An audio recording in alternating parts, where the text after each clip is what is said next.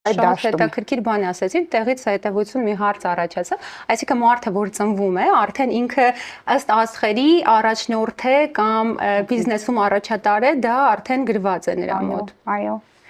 Հետաքրքիր է։ Առաջնորդ են լինում առյուծները,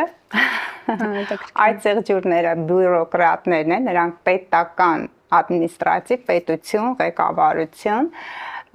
կարիճներին է տրված մեծ գումարներ, բայց երբեմն նրանք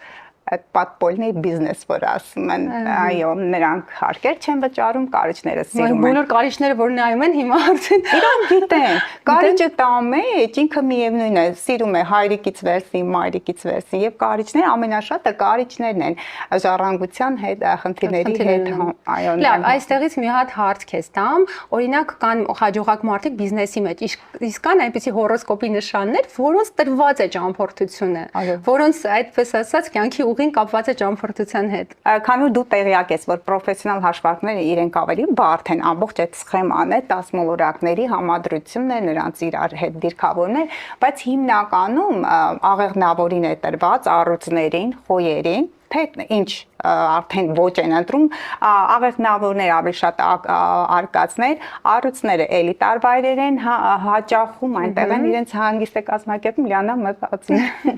Խոյերը էքստրեմալ, հա։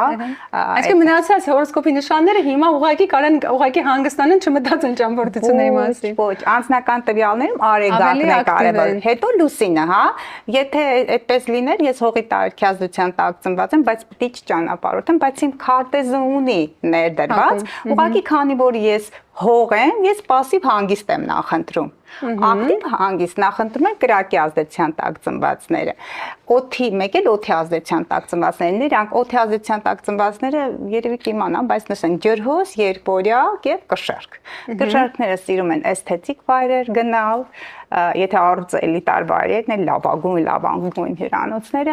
երկբորյակները գնան, տեսնեն ինչեր է գրված, հա, ջրհոսները ինչ որ բաներ բացահայտեն, ոչ սովորական ժայռերից կարող են թռչել, նույն այդ ծղջուրը կարող է անել, այդ ծղջուրի համար քարերն են, բարձրունքներ են, բայց ջրհոսը էքստրեմալ ինչ որ բան, ամենավերջին ճիչը գիտական, գնան ինչ որ ոչ սովորական բան գտնեն, նկարեն եւ բլոգերների մեջ ես հանդիպում եմ եւ ջրհոսներ եւ երկբորյակներ, բոլորն էլ ունեն, բայց այդ կենթանակերպերում մոլորակային դիրքեր ավելի շատ է հանդիպում։ Այս դեպքում թող այն մարդիկ, ովքեր նայում են մեր հաղորդումը, թող կոմենտարում հիմա գրեն, արդյոք այդ հորոսկոպի նշանները համապատասխանում է իրենց կատարած ճամփորդական ապրելակերպին։ Հիմա